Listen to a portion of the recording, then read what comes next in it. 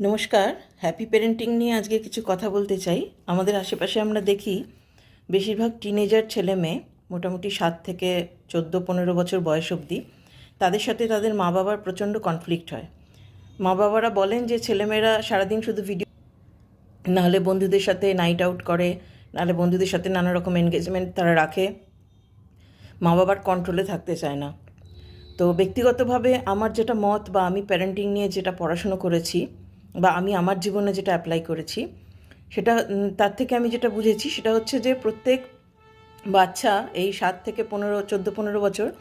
এই বয়সটায় তাদের নিজেদেরকে এক্সপ্লোর করার একটা টেন্ডেন্সি থাকে এবং তারা এক্সপিরিয়েন্সও করতে চায় এবং সেই এক্সপিরিয়েন্স করার জন্য তাদের লাইফে কিছু ট্রিগার কাজ করে। এটা ভিজুয়াল ট্রিগারও হতে পারে এবং অডিটরি ট্রিগারও হতে পারে। তো এই ট্রিগারগুলোর দ্বারা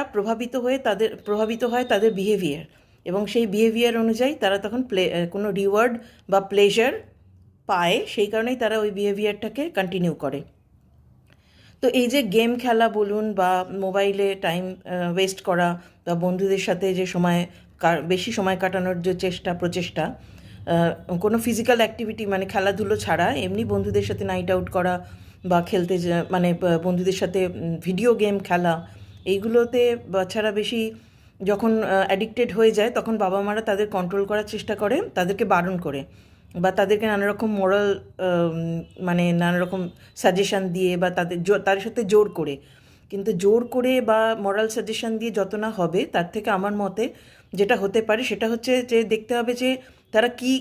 কারণের জন্য ট্রিগার্ড হচ্ছে। হয়তো তারা কোনো একটা কাজ করতে করতে হঠাৎ তার সামনে কেউ একটা মোবাইল নিয়ে কোনো কথা বলল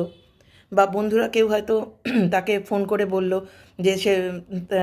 তার বন্ধু ভিডিও গেম খেলছিল, খুব ভালো লেগেছে, তখনই তার মনে পড়ে যাচ্ছে যে সে ভিডিও গেম তাহলে খেলতে পারে, তখন সে ট্রিগার্ড হচ্ছে ভিডিও গেম খেলার জন্য। বা মা বাবা হয়তো সারাদিন ধরে মোবাইলে ল্যাপটপে ব্যস্ত, ন্যাচারালি ছেলে মেয়ে তার বা মা বাবার সময়টা পাচ্ছে না এবং তারা তখন আর কি করবে, তাদের কাছে কোয়ালিটি টাইম